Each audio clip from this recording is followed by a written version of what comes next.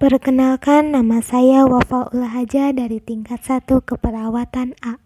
Kali ini saya akan memberikan informasi mengenai etika batuk yang benar. Saat Anda batuk atau bersin, lalu gunakan tisu sekali pakai untuk menutup mulut atau hidung. Jika tidak ada tisu, gunakan lengan bagian dalam bukan telapak tangan. Gunakan masker yang menutup hidung dan mulut selama Anda batuk dan bersin. Buanglah tisu yang sudah digunakan ke dalam tempat sampah. Cuci tangan Anda segera dengan air mengalir dan sabun. Jangan membuang ludah atau dahak di sembarang tempat.